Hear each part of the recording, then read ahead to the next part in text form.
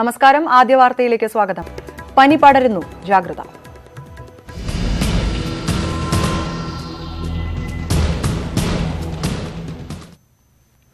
എലിപ്പനി കൂടുതൽ റിപ്പോർട്ട് ചെയ്യുന്ന സാഹചര്യത്തിൽ ആരോഗ്യവകുപ്പ് ചികിത്സാ പ്രോട്ടോകോൾ പ്രഖ്യാപിച്ചു. രോഗപ്രതിരോധം, ചികിത്സ, സാമ്പിൾ കളക്ഷൻ എന്നിവയിൽ പാലിക്കേണ്ട നിബന്ധനകൾ ഉൾപ്പെടുത്തിയാണ് പ്രോട്ടോകോൾ. രക്ഷാപ്രവർത്തനത്തിന് പോയവരും സന്നദ്ധ പ്രവർത്തകരും നിർബന്ധമായും പ്രതിരോധ ഗുളിക കഴിച്ചിരിക്കണമെന്ന് ആരോഗ്യവകുപ്പ് നിർദ്ദേശിക്കുന്നു. എലിപ്പനി നിയന്ത്രിക്കുന്നതിനു വേണ്ടി അന്താരാഷ്ട്ര മാനദണ്ഡമനുസരിച്ച് പാലിക്കേണ്ട നിബന്ധനകൾ ഉൾക്കൊള്ളിച്ചാണ് പ്രോട്ടോകോൾ. പ്രതിരോധം, ചികിത്സ, സാമ്പിൾ കളക്ഷൻ എന്നിവയിലെ നിബന്ധനകൾ എല്ലാ ആരോഗ്യ പ്രവർത്തകരും കർശനമായി പാലിക്കണം. ആശുപത്രികളിലെ പ്രത്യേക കൗണ്ടർ വഴി പ്രതിരോധ ഗുളികകൾ നൽകും. രക്ഷാപ്രവർത്തനത്തിൽ ഏർപ്പെട്ടവരും സന്നദ്ധ പ്രവർത്തകരും വീട് വൃത്തിയാക്കാൻ പോയവരും നിർബന്ധമായും ആഴ്ചയിലൊരിക്കൽ 200 മില്ലിഗ്രാം ഡോക്സിസൈക്ലിൻ കഴിക്കണം. 6 ആഴ്ച കഴിക്കാനാണ് നിർദ്ദേശം. രോഗം മൂർച്ഛിച്ചവർക്ക് പെൻസിലിൻ ചികിത്സ ആവശ്യമെങ്കിൽ അത് ഉറപ്പുവരുത്തണം. ഇതിന് മാർഗനിർദ്ദേശവും പുറപ്പെടുവിച്ചിട്ടുണ്ട്. രോഗം മൂർച്ഛിച്ചവർക്ക് പെൻസിലിൻ ചികിത്സ നൽകാൻ ഡോക്ടർമാർ ആദ്യഘട്ടത്തിൽ മടിച്ചതാണ് മരണനിരക്ക് കൂടാൻ കാരണമായി ആരോഗ്യവകുപ്പ് വിലയിരുത്തുന്നത്. വരും ദിവസങ്ങളിൽ മരണനിരക്ക് കുറയ്ക്കാനാകുമെന്നാണ് കരുതുന്നത്. ന്യൂസ് 18 തിരുവനന്തപുരം. കരളുറപ്പോടെ കേരളം മുന്നോട്ട്. കുട്ടനാട്ടിലെ പ്രളയബാധിത മേഖലകളിലെ പാടശേഖരങ്ങളിൽ നിന്ന് വെള്ളം വറ്റിക്കാനുള്ള പമ്പിംഗ് ഇന്ന് ആരംഭിക്കും. പ്രളയത്തിൽ ആലപ്പുഴ ജില്ലയിൽ 2126 വീടുകൾ തകർന്നു. ഇതുവഴി 119.5 കോടി രൂപയുടെ നാശനഷ്ടമുണ്ടായെന്നാണ് ജില്ലാ ഭരണകൂടത്തിന്റെ വിലയിരുത്തൽ. 6755 പേരാണ് ഇപ്പോഴും ദുരിതാശ്വാസ ക്യാമ്പുകളിൽ കഴിയുന്നത്. കുട്ടനാട്ടിലെ എല്ലാ പാടശേഖരങ്ങളും വെള്ളത്തിനടിയിലാണ്. കൈനകരി ഉൾപ്പെടെയുള്ള മേഖലകളിൽ വീടുകളിലെ വെള്ളവും ഇറങ്ങിയിട്ടില്ല. ഈ സാഹചര്യത്തിലാണ് വലിയ ശക്തിയുള്ള മോട്ടോറുകൾ ഉപയോഗിച്ച് ഇന്ന് പമ്പിംഗ് ആരംഭിക്കുന്നത്. ദുബായിൽ നിന്ന് 16 പമ്പുകളാണ് ആലപ്പുഴയിൽ എത്തിച്ചത്. ഇത് പ്രവർത്തിപ്പിക്കുന്നതിന് ആവശ്യമായ സാങ്കേതിക വിദഗ്ധരുടെ സേവനവും ലഭ്യമാകും. ആലപ്പുഴ ചങ്ങനാശ്ശേരി റോഡിലെ വെള്ളം നീക്കാൻ കൊണ്ടുവന്ന കിർലോസ്കർ പമ്പുകളും ഇതിനായി ഉപയോഗിക്കും. കുട്ടനാട്ടിലെ 300ഓളം മോട്ടോറുകൾ കേടുപാടുകൾ തീർത്ത് ഉടൻ പ്രവർത്തനക്ഷമമാക്കാൻ ആകുമെന്നാണ് പ്രതീക്ഷ. ഇത് ഉടൻ സാധ്യമായാൽ ഇത്രയും പമ്പുകളും വെള്ളം വറ്റിക്കുന്നതിനായി ഉപയോഗിക്കും. 10 ദിവസത്തിനുള്ളിൽ പാടശേഖരങ്ങളിലെ വെള്ളം പൂർണ്ണമായും വറ്റിക്കാനാകുമെന്നാണ് അധികൃതരുടെ പ്രതീക്ഷ. ഇതിനുശേഷമേ ആളുകൾക്ക് വീട്ടിലേക്ക് മടങ്ങിയെത്താനാകൂ. പ്രളയത്തെ തുടർന്ന് ആലപ്പുഴ ജില്ലയിലാകെ 2126 വീടുകൾ തകർന്നുവെന്നാണ് ജില്ലാ ഭരണകൂടത്തിന്റെ കണ്ടെത്തൽ. ഇതുവഴി 119.48 കോടി രൂപയുടെ നാശനഷ്ടമുണ്ടായതായും വിലയിരുത്തുന്നു. 20,397 വീടുകൾ ഭാഗികമായി തകർന്നതായും കണ്ടെത്തിയിട്ടുണ്ട്. ജില്ലയിൽ ഇപ്പോൾ ആകെ 65 ക്യാമ്പുകളിലായി 6755 പേരാണ് കഴിയുന്നത്. ന്യൂസ് 18 ആലപ്പുഴ. പ്രളയത്തിനു ശേഷം ഇടുക്കി ജില്ലയിലെ മറ്റ് വിനോദസഞ്ചാര കേന്ദ്രങ്ങൾ തുറന്നിട്ടും ആളും ആരവവും ഒഴിഞ്ഞ് മൂന്നാർ. നീലക്കുറിഞ്ഞിക്കാലത്തെ വരവേൽക്കാൻ ഒരുങ്ങിയ ടൂറിസം മേഖലയ്ക്ക് ലക്ഷങ്ങളുടെ നഷ്ടമാണ് പ്രളയം നൽകിയത്. കുറിഞ്ഞി സീസണിൽ സഞ്ചാരികളെ സ്വീകരിക്കാൻ ലക്ഷങ്ങൾ ചിലവഴിച്ചാണ് ഹോട്ടലുകളും റിസോർട്ടുകളും ഒരുങ്ങിയത്. നിന്നുതിരിയാൻ ഇടമില്ലാത്ത വിധം ജനത്തിരക്കിലമർന്ന 2006 കുറിഞ്ഞിക്കാലമായിരുന്നു മുന്നിൽ. എന്നാൽ 2 ആഴ്ചയായി വിനോദസഞ്ചാര കേന്ദ്രങ്ങൾ ശ്മശാനമൂകമാണ്. റോഡുകളിൽ വാഹനങ്ങളില്ല, ആരവങ്ങളില്ല. 1-2 கெஸ்ட் வந்தாலும் இந்த மழை இருக்குன்னு சொன்னோன்னா அவங்க போயிடுறாங்க. அதனால எங்களுக்கு ரொம்ப கச்சவடம் பாதிப்பு, கடையெல்லாம் பாதிச்சிருக்கு, വീടുകളെല്ലാം ബാധിച്ചിരിക്കും. ഓണാവധിക്കൊപ്പം നീലക്കുറിഞ്ഞിക്കാലം കൂടി പ്രതീക്ഷിച്ച് സവാരി ആനകളുടെ എണ്ണം പോലും ഇരട്ടിയാക്കിയിരുന്നു.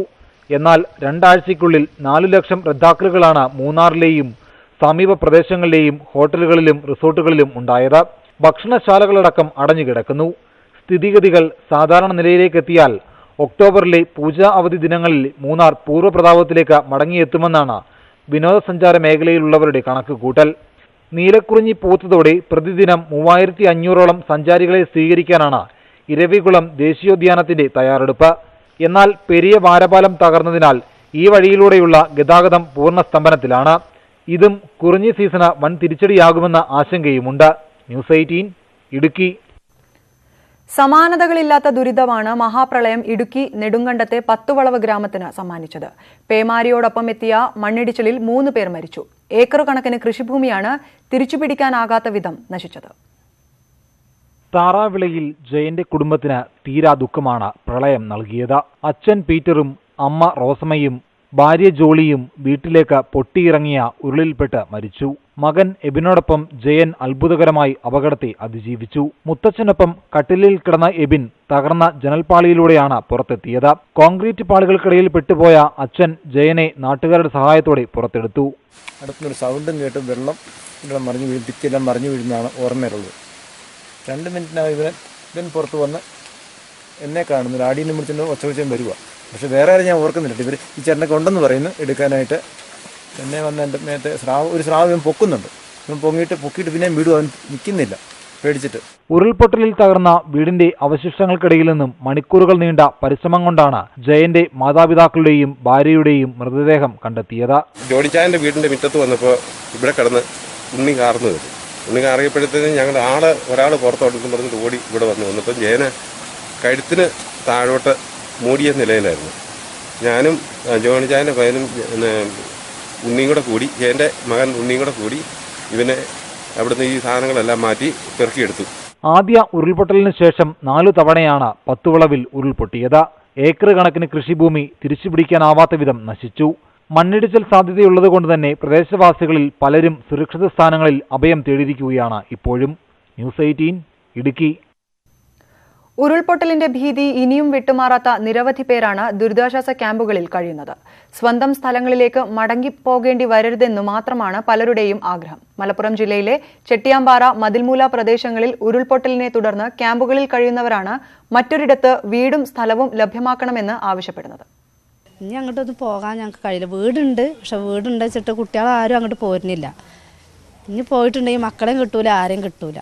അതുകൊണ്ട് ഞങ്ങൾക്ക് അങ്ങോട്ട് പോകാൻ കഴിയൂല. ഞങ്ങൾ പോണില്ല എന്ന് തന്നെയാണ് തീരുമാനം. ചാലിയാർ പഞ്ചായത്തിലെ ദുരിതാശ്വാസ ക്യാമ്പുകളിൽ കഴിയുന്നവർക്ക് ഇനി സ്വന്തം പ്രദേശങ്ങളിലേക്ക് മടങ്ങാൻ ഭയമാണ്. ഞങ്ങളാരും അങ്ങോട്ട് പോകണില്ല എന്ന് തീരുമാനിച്ച് നിൽക്കുകയാണ്. എന്താ വെച്ചാൽ അവിടെ പോയി നിന്നിട്ട് കാര്യമില്ല. 2 കുറിയായി ഇപ്പോൾ ഞങ്ങൾ കഴിച്ചിലാണ്. ഇനി അവിടെ പോയി നിന്നാൽ കഴിച്ചിലാവൂല. 6 പേർ മരിച്ച ചെട്ടിയാമ്പാറയിലും ഭൂപ്രദേശം തന്നെ കരിങ്കൽ കൂനയായി മാറിയ മതിൽമൂലയിലും ഇനി കഴിയുകയെന്നത് അസാധ്യമാണെന്ന് ഇവർ പറയുന്നു. കഴിയൂല. എന്ത് വെച്ചാൽ വീട് ഇനിയിപ്പോൾ പൊളിഞ്ഞു പോരൂല എന്നെന്താ, മല ഇടിഞ്ഞു വരൂല എന്നെന്താ അർത്ഥം? അതാണ് പറയാനില്ല. അപ്പോൾ ഇവരെന്താ പറയുന്നതെന്ന് വെച്ചാൽ ഇവർ പറയുക വീടില്ലവരോട് അങ്ങോട്ട് തന്നെ പോവാൻ, ഞങ്ങളാണെങ്കിൽ പോവില്ല എന്നും പറയുക. ഇടിഞ്ഞു വീഴാനിടയുള്ള മലയ്ക്ക് താഴെ സ്വസ്ഥ ജീവിതം ഇനി സാധ്യമാകില്ലെന്നും ഇവർ വിശ്വസിക്കുന്നു.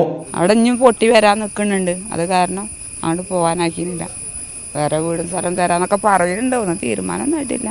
നിലവിലുള്ള സ്ഥലത്തിന്റെ അതേ അളവിൽ സ്ഥലവും വീടും മറ്റൊരിടത്ത് ലഭ്യമാക്കണമെന്നാണ് ദുരിതാശ്വാസ ക്യാമ്പുകളിൽ തുടരുന്നവരുടെ ആവശ്യം. മലയുടെ കുത്തൊഴുക്കിനാൽ മുറിവേറ്റ മതിൽമൂലക്കാരും ചെട്ടിയാമ്പാറക്കാരും പറയുന്നത് മടങ്ങിവരവിനെ കുറിച്ചല്ല, പുനരധിവാസത്തെക്കുറിച്ചാണ്. സർക്കാർ ഇടപെടുമെന്നാണ് പ്രതീക്ഷ. ക്യാമറാമാൻ അഖിൽ ഓട്ടുപാറയ്ക്കൊപ്പം സുർജിത്ത് അയ്യപ്പത്ത്, ന്യൂസ് 18 മലപ്പുറം. മലപ്പുറം നിലമ്പൂർ പന്തീരായിരം മലയിലെ ഉരുൾപൊട്ടലിൽ പൂർണ്ണമായും നശിച്ച പ്രദേശമാണ് കാഞ്ഞിരപ്പുഴയുടെ തീരത്തുള്ള മതിൽമൂല. മതിൽമൂലയിലുള്ളവർ ഇനി തിരിച്ചുവരവ് ഒരിക്കലും ആഗ്രഹിക്കുന്നില്ല. പ്രളയം കവർന്ന പ്രദേശത്തു നിന്നും ഇപ്പോഴും ഉയരുന്ന ശബ്ദം ഉരുളൻ പാറകൾക്കിടയിലൂടെ ഒഴുകുന്ന പുഴയുടേതു മാത്രമാണ്. ഉരുൾപൊട്ടലിനെ തുടർന്നുണ്ടായ പ്രളയം തകർത്തെറിഞ്ഞ മതിൽമൂലയിലേക്കുള്ള യാത്രയിലാണ്. ഞാൻ നിൽക്കുന്നിടത്ത് ടാറിട്ട ഒരു റോഡുണ്ടായിരുന്നു. ഈ ഒഴുക്ക് കാഞ്ഞിരപ്പുഴയ്ക്ക് പ്രളയം നൽകിയ കൈവഴിയാണ്.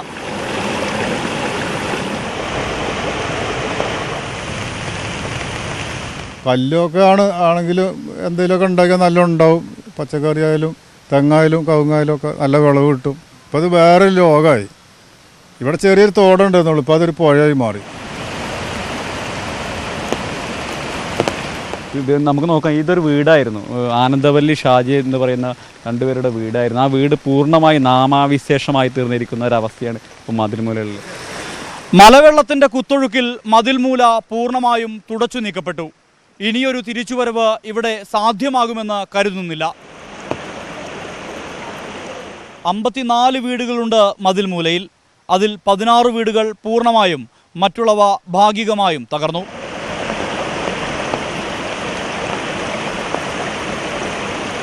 ഇത് എന്നെ കടം വാങ്ങിയിട്ടൊക്കെ, അണ്ണന്മാരെ കയ്യിൽ നിന്ന് കടം വാങ്ങിയിട്ടൊക്കെയാണ് ഇത്രയും ആക്കിയെടുത്തത്. ഇത് അപ്പോൾ ഇതിൽ നിൽക്കാൻ പറ്റാത്തൊരവസ്ഥയായി. ഇപ്പോൾ ഇനിയിപ്പോൾ തീരെ നിൽക്കാൻ പറ്റൂല. ഇനിയും പൊട്ടിയത് ഇനിയും വന്നൂടായില്ലല്ലോ. അപ്പം പിന്നെ എങ്ങനെ വിശ്വസിച്ച് ഇവിടെ നിൽക്കും?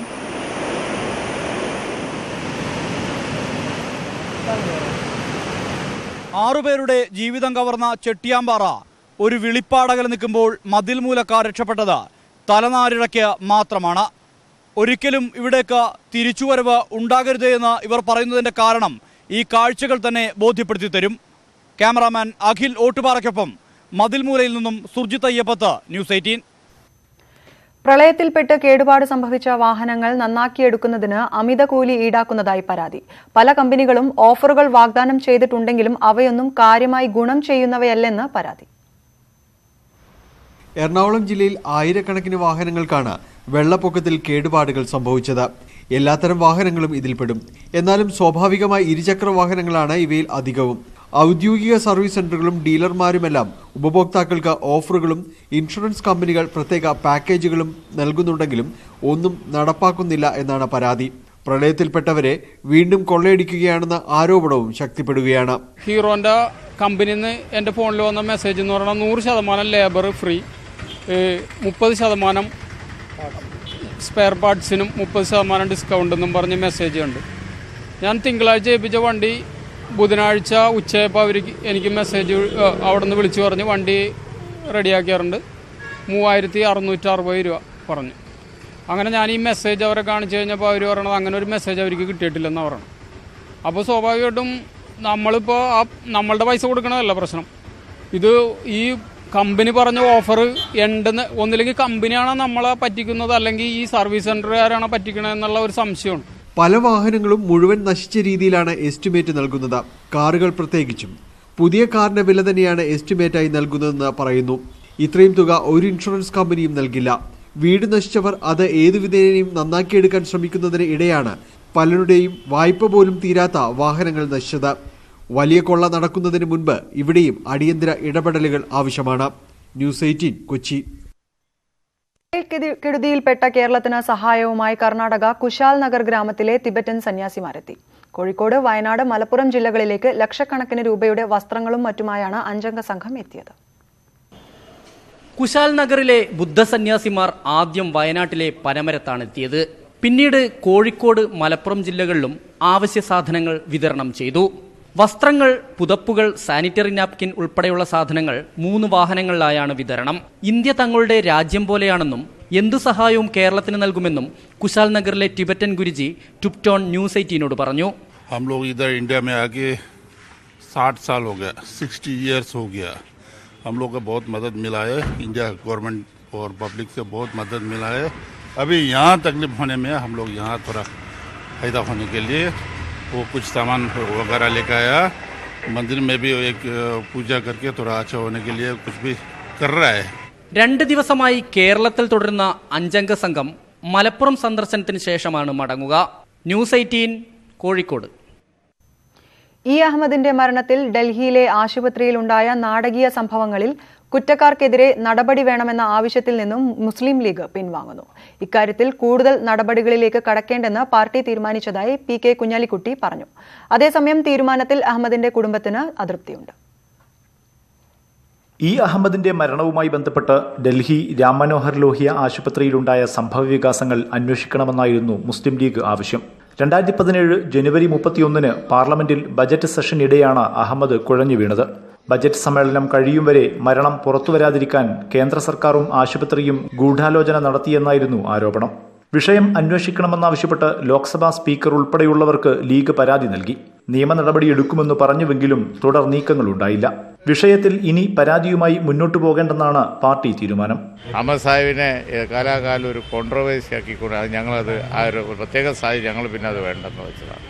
സംഗതി അദ്ദേഹത്തിന് കേന്ദ്ര ഗവൺമെന്റ് അദ്ദേഹത്തോട് ചെയ്ത് തെറ്റാണ് എന്നുള്ളത് ചരിത്രത്തിന്റെ ഭാഗമാണ്. അതേസമയം ഇ അഹമ്മദിനെ കുറിച്ച് കഴിഞ്ഞ ദിവസം പുറത്തിറക്കിയ പുസ്തകത്തിൽ മകൾ ഫൗസിയ ഷെർഷാദ് ആശുപത്രിക്കെതിരെ രൂക്ഷ വിമർശനമാണ് ഉന്നയിക്കുന്നത്.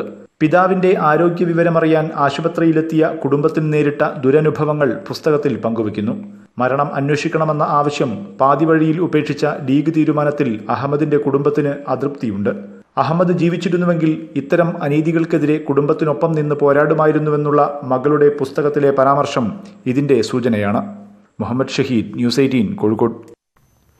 തെലങ്കാന നിയമസഭ ഇന്ന് പിരിച്ചുവിട്ടേക്കുമെന്ന് റിപ്പോർട്ട്. നിയമസഭ പിരിച്ചുവിടുന്നതുമായി ബന്ധപ്പെട്ട് ഇന്ന് ഉച്ചയ്ക്ക് മന്ത്രിസഭാ യോഗം ചേരും. 2019 മെയ് വരെ കാലാവധിയുള്ള നിയമസഭയാണ് പിരിച്ചുവിടാൻ ഒരുങ്ങുന്നത്. ഡിസംബറിൽ 4 സംസ്ഥാനങ്ങളിൽ നടക്കാനിരിക്കുന്ന തെരഞ്ഞെടുപ്പിനൊപ്പം തെലങ്കാനയിലും തെരഞ്ഞെടുപ്പ് നടത്താനാണ് നീക്കം. ഇന്ന് ചേരുന്ന മന്ത്രിസഭാ യോഗത്തിന് ശേഷം രംഗറെഡ്ഡി ജില്ലയിൽ വമ്പൻ പൊതുയോഗം TRS സംഘടിപ്പിച്ചിട്ടുണ്ട്. നിയമസഭ പിരിച്ചുവിടുമെന്ന അഭ്യൂഹങ്ങൾക്കിടെ തെരഞ്ഞെടുപ്പിന് ഒരുങ്ങിയിരിക്കാൻ BJP അധ്യക്ഷൻ അമിത് ഷാ സംസ്ഥാന നേതാക്കൾക്ക് നിർദ്ദേശം നൽകിയിട്ടുണ്ട്. എന്നാൽ പ്രതിപക്ഷ ഐക്യം ഭയന്നാണ് TRSന്റെ പുതിയ നീക്കമെന്ന് കോൺഗ്രസ് ആരോപിച്ചു. പ്രളയസമയത്ത് പോലീസ് നടത്തിയ രക്ഷാദൌത്യം സേനയുടെ ചരിത്രത്തിലെ തിളങ്ങുന്ന ഏടെന്ന് മുഖ്യമന്ത്രി പിണറായി വിജയൻ. സംസ്ഥാനത്തെ വിവിധ സേനാ വിഭാഗങ്ങൾക്ക് മികച്ച സേവനത്തിനുള്ള പുരസ്കാരങ്ങൾ മുഖ്യമന്ത്രി സമ്മാനിച്ചു. രക്ഷാപ്രവർത്തനത്തിൽ സുസ്ഥിരമായ സേവനമായിരുന്നു പോലീസിന്റേത്. സൈന്യം നടത്തിയ രക്ഷാപ്രവർത്തനത്തോളം ഉയർന്നു നിൽക്കുന്നതാണ് പോലീസിന്റെ സേവനവും. സംസ്ഥാനത്തെ മറ്റ് സേനകളും മികച്ച പ്രവർത്തനം നടത്തിയെന്ന് മുഖ്യമന്ത്രി. ഈ ദുരന്തമുഖത്ത് ആദ്യം ഓടിയെത്തുകയും പിന്നീട് വന്ന എല്ലാ വിഭാഗങ്ങളെയും കൂട്ടിയോജിപ്പിക്കുകയും ചെയ്ത കർത്തവ്യം നിർവഹിച്ചത്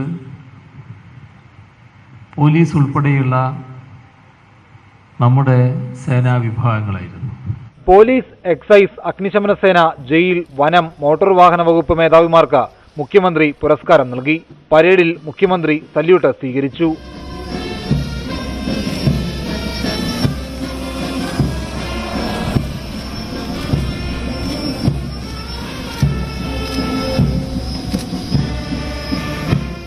വാഹന നിർമ്മാതാക്കളായ ഇസൂസു പോലീസിന് സൗജന്യമായി നൽകിയ 5 ട്രക്കുകളുടെ ഫ്ളാഗ് ഓഫ് മുഖ്യമന്ത്രി നിർവഹിച്ചു.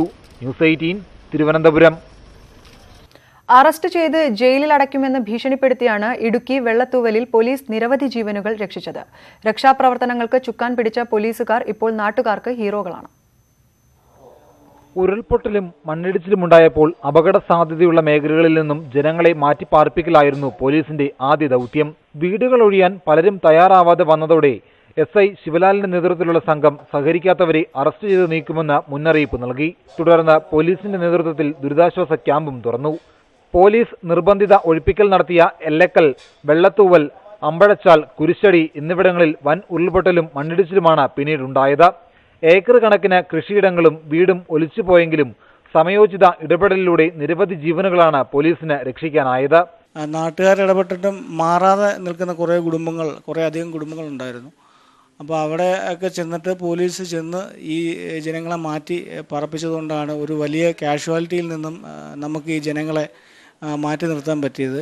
ഒരു പ്രദേശത്തെ ജനങ്ങളെ ഒന്നടങ്കം ജീവിതത്തിലേക്ക് തിരികെ എത്തിച്ച പോലീസുകാരുടെ സേവനത്തിന് നാട്ടുകാരും നന്ദി പറയുന്നു. എല്ലാ ഉദ്യോഗസ്ഥന്മാരും അവരോടൊപ്പം ചേർന്ന് നിന്നുകൊണ്ട് നാട്ടുകാരെ സംഘടിപ്പിച്ചുകൊണ്ട് ജനങ്ങളെ ഒത്തൊരുമിച്ച് നിർത്തിക്കൊണ്ട് നമുക്ക് വലിയൊരു രക്ഷാ ദൗത്യമാണ്. ആ ഒരൊറ്റ പ്രവർത്തനം കൊണ്ടാണ് വലിയ തോതിലുള്ള ഒരു ആപത്ത്, ഒരു അനർത്ഥം, ഒരു മരണസംഖ്യ ഈ നാട്ടിൽ പിടിച്ചു നിർത്തുവാൻ കഴിഞ്ഞത്. നാട് ദുരന്തമുഖത്തു നിന്ന് കരകയറുമ്പോഴും കൈത്താങ്ങായി വെള്ളത്തൂവൽ പോലീസ് നാട്ടുകാർക്ക് ഒപ്പം തന്നെയുണ്ട്. ന്യൂസ് 18 ഇടുക്കി. പ്രളയത്തിന്റെ പശ്ചാത്തലത്തിൽ സർക്കാർ ചെലവ് ചുരുക്കലിലേക്ക്. ചെലവിൽ മിതത്വം പാലിക്കണമെന്നും ആഡംബരം ഒഴിവാക്കണമെന്നും ധനമന്ത്രി തോമസ് ഐസക്. തദ്ദേശ സ്ഥാപനങ്ങളുടെ വാർഷിക പദ്ധതികളുടെ മുൻഗണനയിലും മാറ്റം വരും. തദ്ദേശ സ്ഥാപനങ്ങളുടെ വാർഷിക പദ്ധതികളിൽ മാറ്റം വരും. പ്രളയത്തിന്റെ പശ്ചാത്തലത്തിൽ പദ്ധതിയുടെ മുൻഗണനയിൽ മാറ്റം വരുത്താനുള്ള അനുമതി തദ്ദേശ വകുപ്പ് തദ്ദേശ സ്ഥാപനങ്ങൾക്ക് നൽകിയിട്ടുണ്ട്. പ്രളയവുമായി ബന്ധപ്പെട്ട് അടിയന്തര സ്വഭാവത്തോടെ നടപ്പാക്കേണ്ട പ്രവൃത്തികൾ വാർഷിക പദ്ധതിയുടെ ഭാഗമാക്കാം.